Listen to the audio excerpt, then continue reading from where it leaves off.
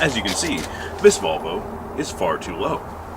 This was so long ago. The overload springs, and should we need it, we're gonna see. We're gonna lift this thing. These things were like $6 from O'Reilly. That video in its entirety is still up on my channel. If you scroll back in the Volvo playlist, you'll find it there. But it's perfectly possible to put in these rubber spacer things. However, in the cold climate we get in northern US, darn too close to Canada for comfort. They get brittle, they break, and that's exactly what happened to mine. In fact, they didn't even last one winter around here. So in the cold climates on this, it's not going to work for you. I'm using my old video as an intro for this. I want a lift. I want more lift, and I also want a more permanent lift. The rubber spacers aren't going to do it. Now, there are people that say that you can use XJ springs, front of a four-wheel drive Cherokees, mid-90s, whatever, to get a lift. You can get 2 inches that way. That's fine. I like to do things myself, and this is far funner. So, we're going to lift this thing with metal blocks using nothing but angle iron, maybe some skills or whatever. We're going to lift a Volvo in a more permanent way. So as we put that lift on, we get a number of improvements back here. One, there's a whole lot of real estate back here. Look at this. Did I do a hitch in a previous episode? I sure hope so. I can't remember. But this thing hits. Your fuel tank hits on a few things. And also I wanted to add a secondary fuel tank. This thing, what, 15 gallons? And that's simply just not enough. And following that, you can see the exhaust bends down to clear the axle. However, if we get enough lift on this thing, 3 inches, and I have that sitting kind of low because this axle moves a bit. Yeah, it gets kind of low. We might be able to actually go over the axle. Depends if we get high enough. But let's look here. So we're going to have a box section right here, and we're going to duplicate the same thing that I have here. You can see that you saw in the previous lifting episode, that there's this, not really a seashell, it's kind of a C, and that's what holds the spring into place there. So, we've got options. There's always options, of course. Man, those springs are less than a year old, and look at them. We'll probably need all new rubber and bushings and everything. And then we're going to have to redo geometry, but anyway, one step at a time. Those bushings don't look great either. But let's see what sort of section we can get here. That's how the spring sits. So, at the width of it, it's about 3 1/4, it looks like, approximately from here to here. However, and wow, all right, that is interesting how they chose to do that. So my idea was to either weld that on or have a way to do that same sort of bolt, a bolt right through. I mean, 3 inch might be a little tight. In depth, so about 3 inches by, I imagine it's going to be close to the same. Let's just say 3 inches. And to get our sections to be 3 inches, one last measurement, you can see this is kind of like an octagon. 1 inch sections. All right, octagon 1 inch sections. That I can probably work out. These bushings definitely need some work. And this cold is hard on everything, including me. So, following the lift, more on geometry. After you pull it down, there's the track bar that's going to... Good news is, IPD sells an adjustable track bar, so we got that out of the way. However, as you come down here, the axle, the rear end, see, even as she sits, it's going to be hard to tell, but it's a little higher than level, because you want to run your U-joints with a slight angle. That's how they perform best. You don't want it straight on. So, as we push the axle down, which way is that angle going to go? Sometimes you got to stop, think, and collaborate. As we push the axle down, the angle goes up. And solving that problem involves much more welding and much more serious. That's a lot of precision there. I mean, let's work on one thing at a time here. So let's get... Alright, 1 inch octagon. But angle iron. Now let's make this into a box. it's 360 degrees around. Divide that by your 6, you get 30 degrees. 30 times 6, 180. I don't know, because we're making 12 cuts. We are going to cut pies out of the thing, fold it over, weld those pies, and then we're going to get square, and we're actually going to do this twice. So there'll be 4 sections we got to cut.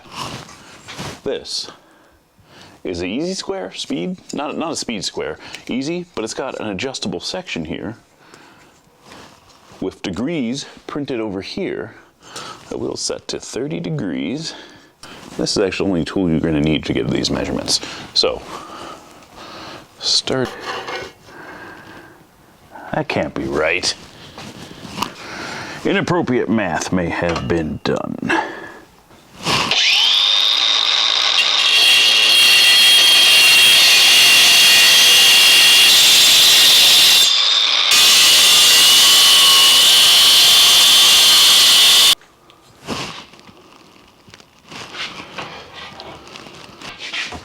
This is why they make a Universal Bender 5000. Then it will look something like that. We'll bend this a bit more. Hey, it's gonna be B-roll. You like B-roll, right? So, not all my ideas are fully baked. We got something like that. And that'll bend, it'll be a perfect square. But it is more difficult than you think to cut even a straight 90 degree with an angle grinder. This is not precise science. You gotta use the right tool for the jobs. And that's exactly what we're gonna do. And we are not making a hexagon anymore. Even more complex. We're just gonna make a square with 1-inch sides. Should be easy enough. They make it so easy. You've seen those videos on the 5-minute crafty things where they take a straight pipe and they do a million pie cuts through it and like perfectly like angled. Like, I don't know, that's a skill level I've yet to obtain, that precise of precision on an angle grinder. Don't have it yet. Maybe we'll someday. Maybe I need a better angle grinder. Usually, you blame it on the tool. You see, if you buy cheap enough tools, when something goes awry, you can blame it on the tool, and people are likely to believe you. Well, let's get a proper tool for this. So we're just going to cut 1-inch sections in this.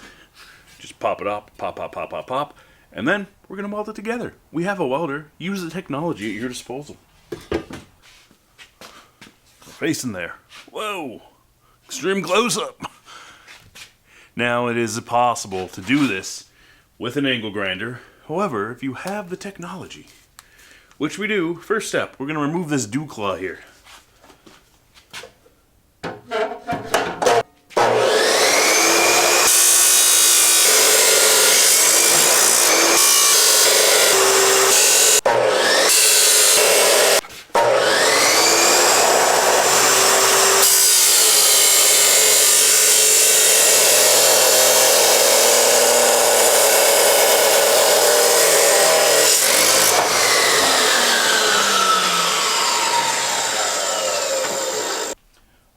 So the plan as it stands right now. Now, these are 2-inch sections. The angle iron, we're making a box. Although it would seem logical that the spring, this would go on the spring perch, the spring goes right on top, you find some flat steel welder on, it would be stronger. How confident am I in my welding? Not very. But what we need some flat steel. Flat steel that we can cut a 2-inch section out of, weld on the top here for strength, because you don't want all the weight, and we're going to put a bolt right through there, so all the weight's directly on your welds. It's going to be pushing down, twisting, and then pushing out. So we'll make an actual box out of the thing, and there's 2 of them. So between the 2, we've got about 3 inches approximately. Our target depth of 3 inches of lift. Beautiful. Well, now it's time to do some welding.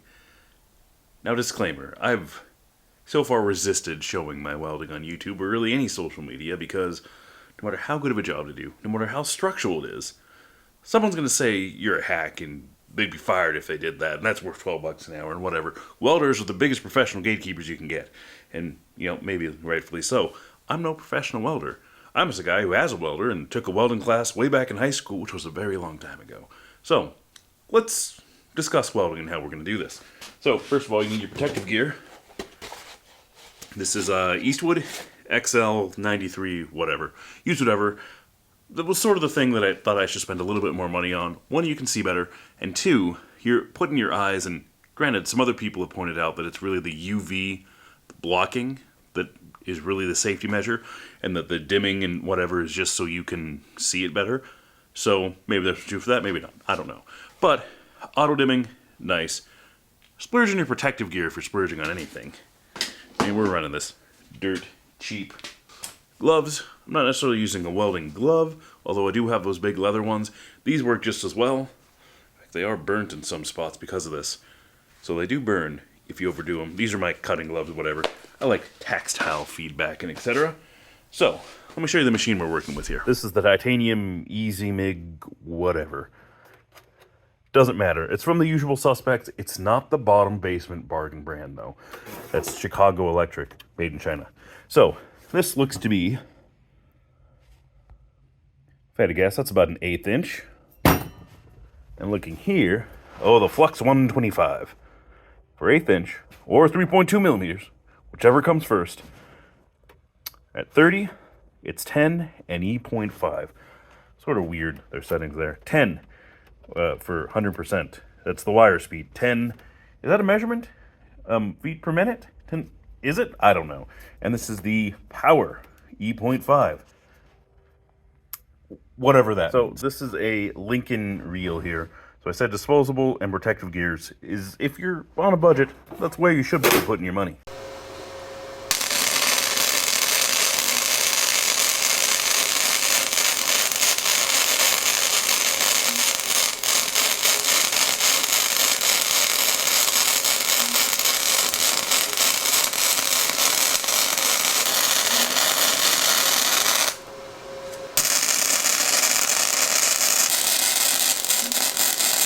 Yeah, definitely limits of the machine. Other things we're at the limits of. My gloves. There's a melting I was telling you about a second ago. Alright, well, for something this, like I said, we're at the limits of the machine here. Lighter up.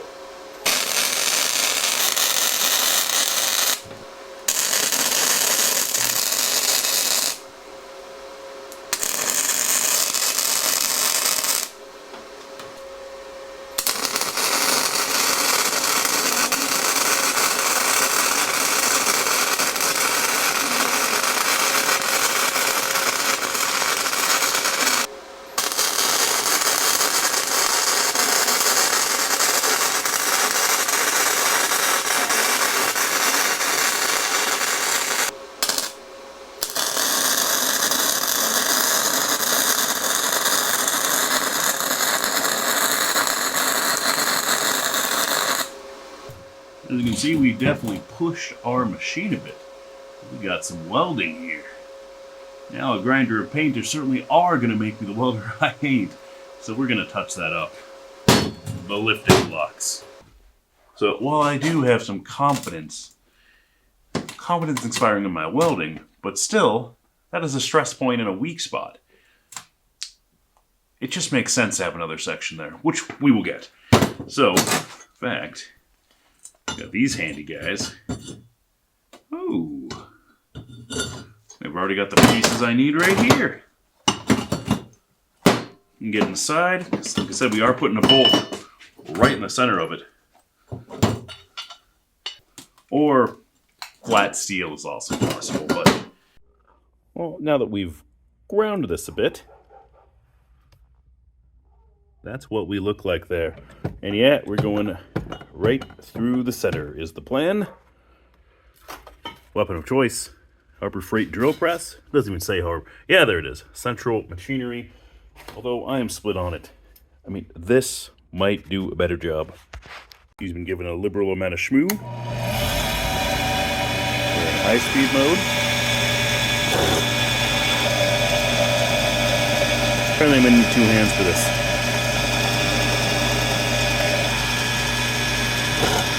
Yep.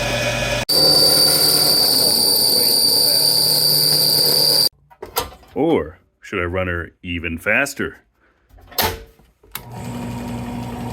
Top speed. but no torque.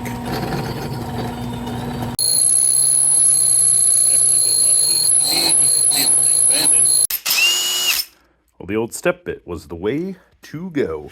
And with the handheld. Sometimes you just gotta not waste your money. Well, success. Bottom, top, not that it makes a difference, but that's going to bolt into the bottom where the spring normally bolts in, and this is going to bolt on to the spring. Now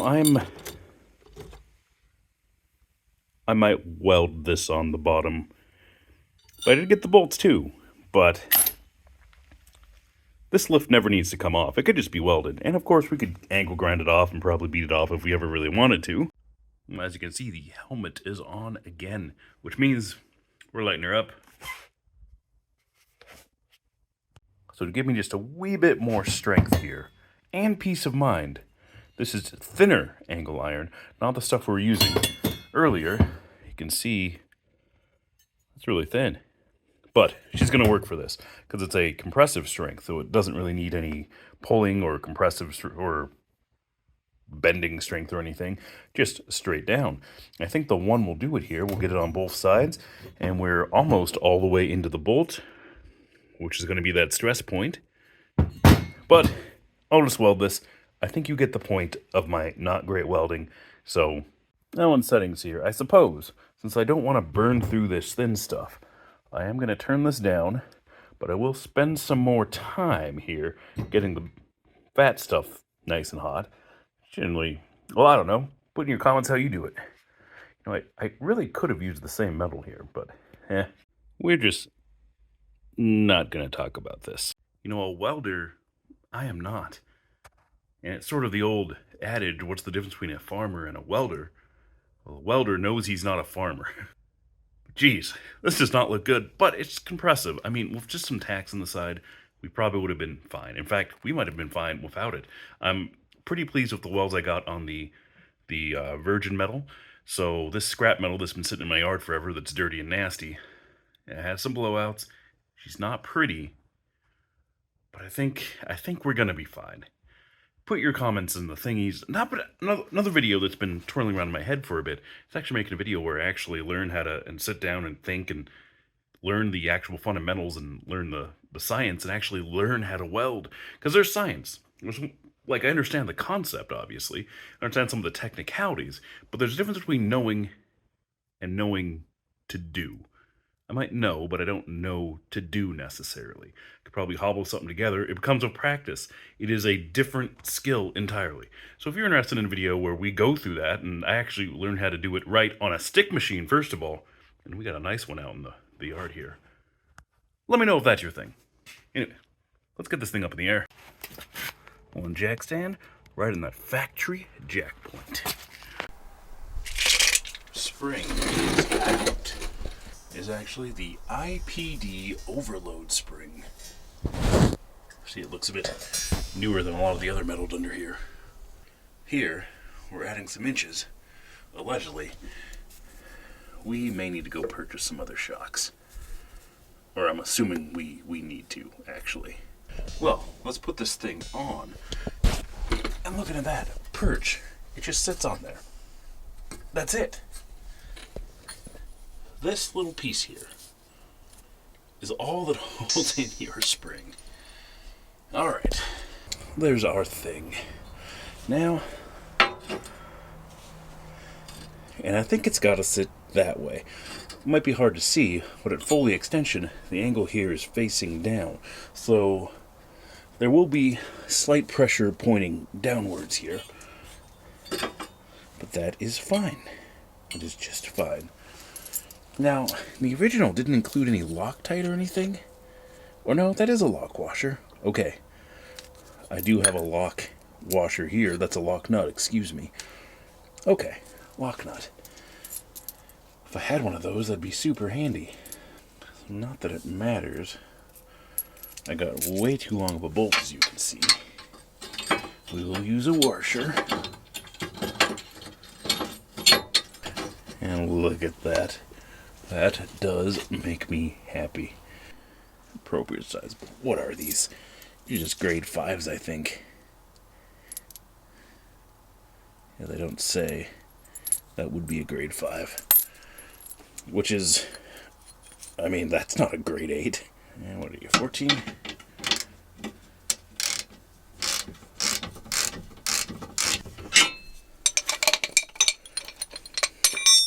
So now, how well is this bad boy gonna fit? And will I need the spring compressor? Or, oh, no way. That is so cool. I'm gonna get this in without a spring compressor. That's magic.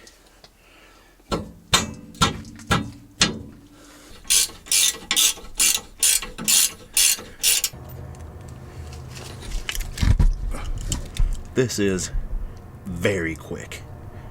Everything on a Volvo is quick. 100% serviceability in mind. Now, we're going to move our jack over to this side, see if we can jack this up enough to get the shock back on. I think we're going to need new shocks is the only way, or maybe a relocation, but go to Napa. Go to Napa. And I say Napa because they kind of know sometimes what they're doing, depends on who you get. But I've had them look up shocks for me before, not for a custom application like this, but for an application they didn't think existed, and nobody thought existed. I needed new shocks for like a 52 GMC, and they took the old shock, got the measurements of it, found a match. So if you take these shocks, I'll have to look up the numbers, what the numbers is for Volvo 240, but if you pull up those shocks, it will have a max compression and max extension written in the data sheet for the shock. So if we do need to get longer shocks, that should not be a game stopper for us. And shocks in this are very easy work. In fact, I've already done most of it. I think you can do shocks in this thing without even taking the tires off. Amazing.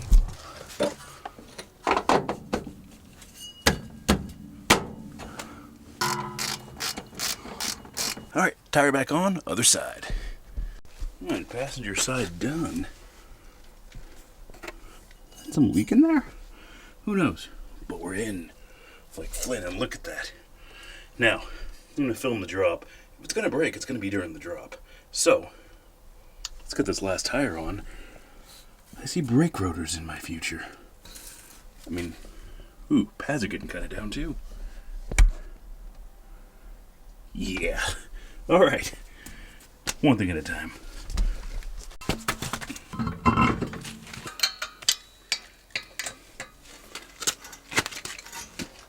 It's the drop we're after.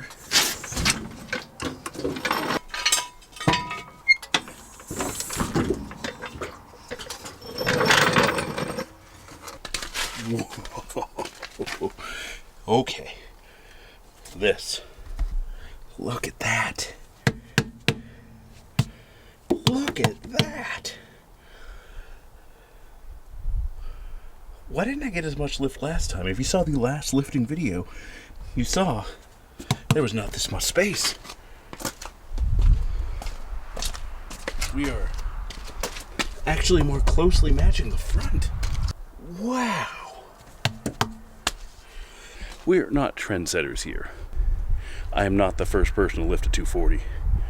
Not by far. But this is cool. This is more lift. Mostly, if you do the the front XJ springs, fit on the back, and people say it gives you about 2 inches. We got a full 3 here. 3 here. It's backwards. And I don't know. So if I lift it up, I think logically it should pull the tire that way. Pull the axle that way. Mess with your alignment. But looking here, I mean, we're right on the edge here. Look at on the front. Logically, since it mounts over here, the angle increases, sucks it that way. Okay, that makes sense. That makes sense. All right. So this could be adjusted. My goodness. You see all that wheel well space in the back? This is the front here. Look at all that wheel well space. You can fit some big tires in there. Not so much in the front. We are about maxed out. Now, this lift, I absolutely love it. Look at that space there. Previously, we sat just level. That's more than 3 inches. However, we've run into some problems, and those problems are... Maybe you can hear that. And that's not quite the exhaust hitting. Well, I expected this sort of thing would happen. We're at the top of the shock absorbers. I want to see this thing move. So, new shocks on order. I will tell you that the stock form, if you go to Rock Auto, you click on info, one of them is bound to have the compression, max compression of the shock, and max expansion of the saw. And it was something like 11 and 17 inches, which I found is about normal for a vehicle. That's where shocks, most consumer, regular, non-aftermarket shocks run. Well, we're not that anymore. Luckily, I found one. And the answer is 1985 CJ7. Without the lift. You can get one that will go from like 12 to 23 or something. Links in the thing, I'll show you the thing. But for now, I want to see this suspension move. So, we're going to go on our very rutted, very dirty road driveway, and you're going to see her flex.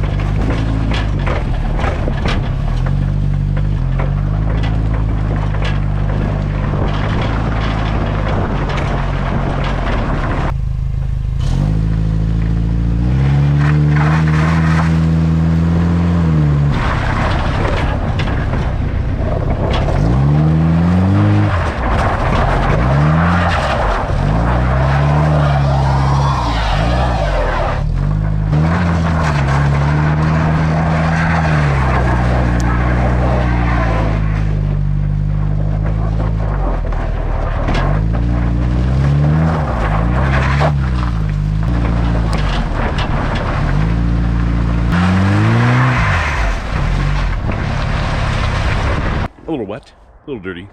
This is just fine. And as you can see, the suspension survived that. So we got that going for us. However, the characteristics of the driving have... So the handling. Now I'm hoping these shocks, I know, are not doing their thing. They're at maximum extension, and that's not where shocks are designed to work. And so I don't have much rebound. There's been just taken off where it just goes...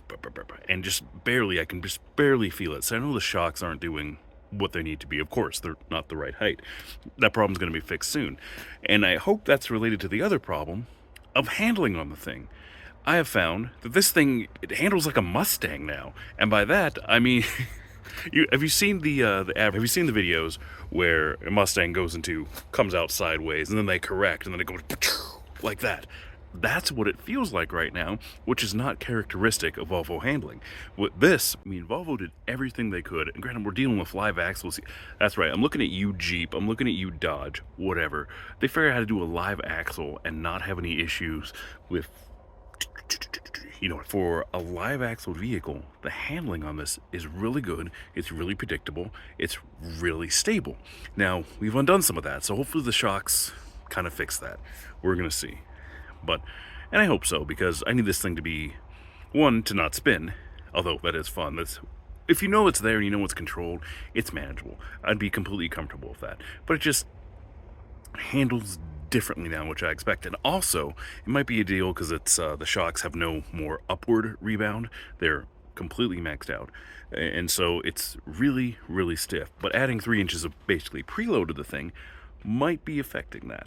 So there's a lot coming in with new shocks that I'm hoping is handles good. The next clip is going to be some shocks arriving in the mail, I guess. Let's do that. Well, it's a new day, and I do believe there are shocks in my P.O. box. And here we are, with a post office box. You know, we live in the middle of nowhere when not even USPS goes to your house. Ooh, we got the big locker. Yes, we do. And there she is. 2 of them. Gabriel Guardian. And that's a GAB 81147 is what we have here. And there's the vehicle it would come off of. You know, good, I was digging around in here and I was worried we didn't have a magnet. Made in China. Ah, come on. Eyelet. All right, it's nothing on a Volvo is difficult.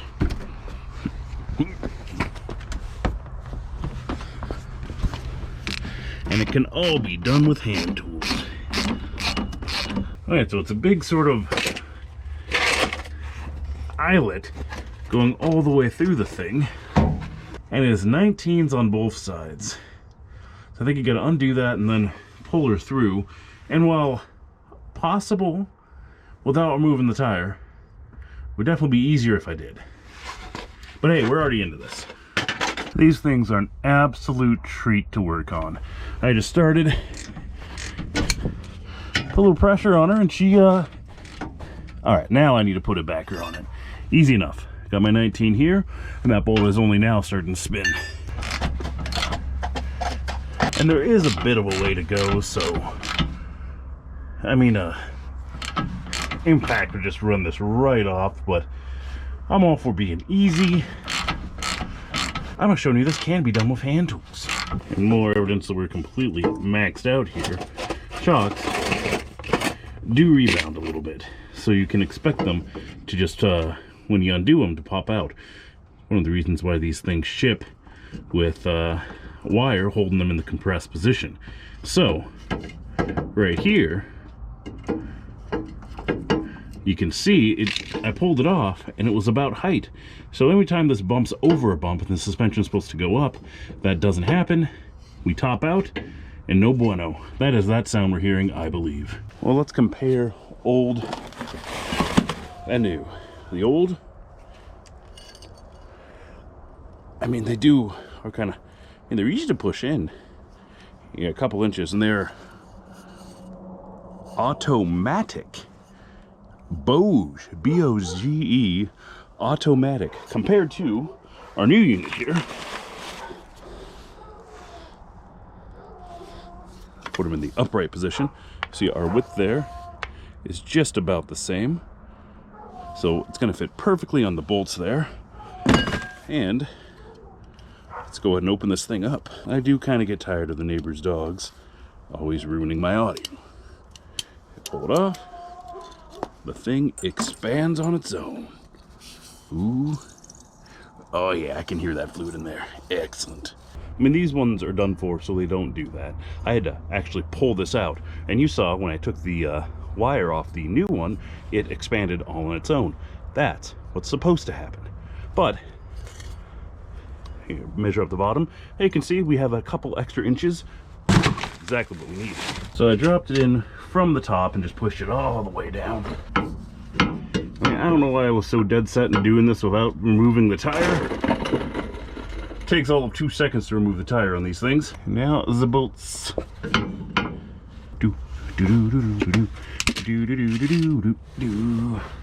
Away, push it by hand until there.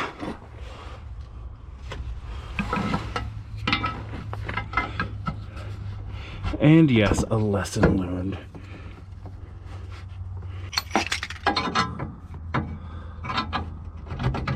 You really need 3 hands for this sort of operation. Let her down, let her down.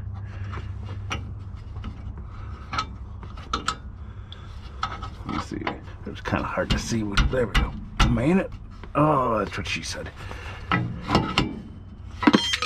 can take your hammer. You can see we got the bolt nearly lined up there. I'm just going to need to lift it up a little bit. Of course, I don't got enough hands for this, but I do got enough magnetic GoPro mounts.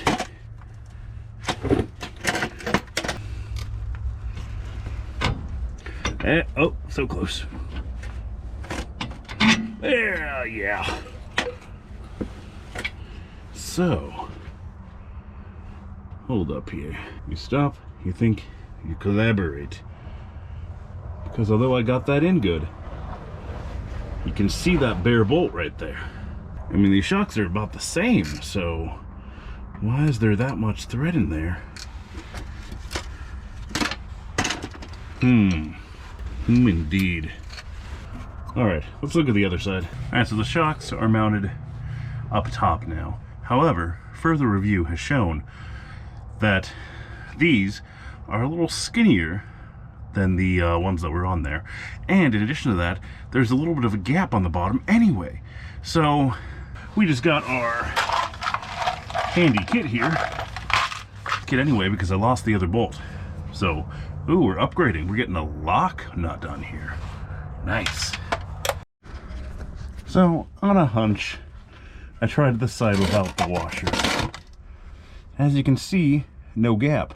Once you tighten that bolt, I guess this is bowed out, and the bolt tightening just cinches it in. Interesting. Very interesting. But, hey, it works. Now for the other side.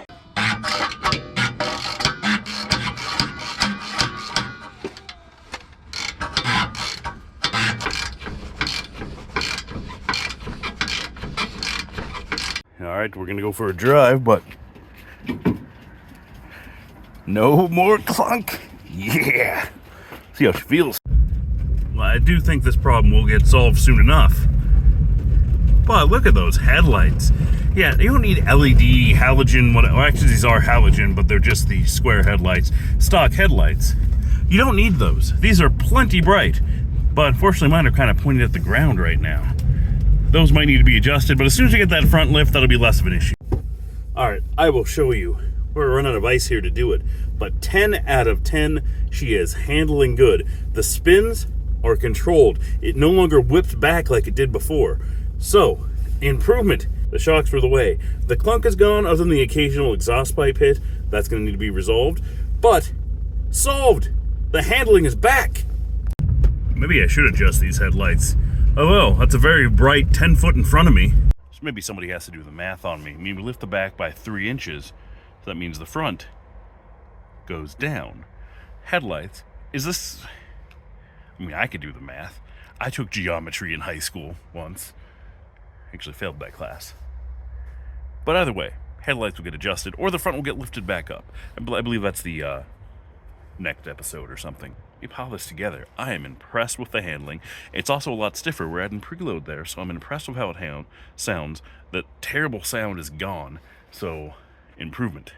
Look at this. I'm average height, 5'10", 5'11", I don't know, somewhere around there. But one of the annoying things, you open the gate. Maybe I should always open the gate all the way, even with clearance. Is you have to duck a little bit. Not anymore. Well, this is exciting. This concludes the rear lift. The rear lift for real this time. As I explained earlier, the cheap parts store rubber things do not work. But this is exciting. Look how much higher this is. Finally sits down, facing forward for the raked aerodynamic look. I know why everything in the 80s has that raked back look. It was just the style at the time, and it dates it. But this, whew. Stay tuned. We still got to do the front. Now, I told you that the XJ springs, front XJ springs in the back of these things give you about 2 inches of lift. There's more to be done here. So we need a few inches up in the front to clear even bigger tires. But then, we're in the same situation with that raked back look again. So, I'm feeling XJ springs in the future. And that's going to be a project. We're getting more and more custom every day. I'll approach the camera closer. This I'm excited about. It's one thing to do bolt-ons, whatever. But it's a completely different, funner, more gratifying thing to do something yourself. To do something that you made yourself. And this is a simple project, but I am tickled pink. I recommend it. Make your own way. It's your Volvo. They made like 3 million of these things. You're not destroying anything of value should you go wrong, but try not to break anything. 3rd row seat. This is the Swedish way. The Swede steed abides.